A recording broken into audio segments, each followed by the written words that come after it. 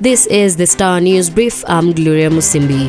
Kenya has officially set the stage to join an economic union of nations largely opposed to the West, popularly known as BRICS, in a move likely to widen cracks in relations with the United States. The desire to join the multilateral group that is largely driven by China and Russia is contained in the revised foreign policy presented to Parliament. Other founding members of BRICS are Brazil, India, and South Africa. The revelations come at a time key allies of President Donald Trump in the U.S. Senate are calling for a review of American relations with Kenya following a pro-China speech by President William Ruto in Beijing. Get a copy of The Star by subscribing to our e-paper for 40 shillings by logging on to www.mgazzetti.com.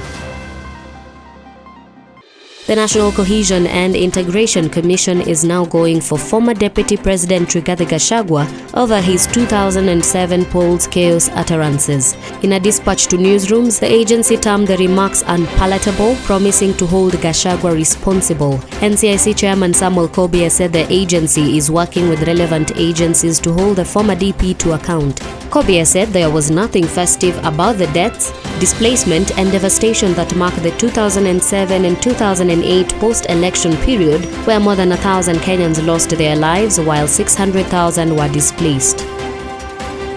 Kenya continues to face international scrutiny over its poor human rights record, with submissions to the UN Human Rights Council review process documenting various abuses emanating from June 2024 demos. The report, a compilation of submissions by different lobbies and institutions, noted Kenya experienced an unprecedented number of extrajudicial killings and enforced disappearances. Various institutions in their submissions to the Universal Periodic Review said they had documented alleged abductions, enforced disappearances, detention, and excessive use of force against activists, lawyers, medical professionals, and human rights defenders. Former Prime Minister Raila Odinga has called for an end to lavish funeral expenses, warning that the practice is financially crippling many households. Raila called for a sober re-evaluation of the extravagant burial traditions that are prevalent, especially in Nyanza and Western.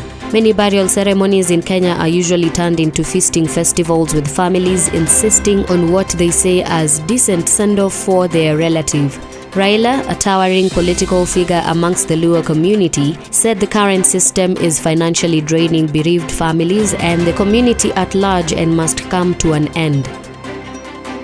The government has announced it will prosecute individuals involved in the illicit trade of equipment intended for people with disabilities. Embu County Commissioner Jack Obuor sounded the warning after reports emerged that some persons with disabilities sell the equipment provided by the government to boost their living standards immediately they get home. Obuor termed such acts as unfortunate, saying the individuals go through a rigorous vetting process to qualify for the equipment that is meant to empower and help them engage in income-generating activities. Get a copy of The Star by subscribing to our e-paper for 40 shillings by logging on to www.mgazzetti.com.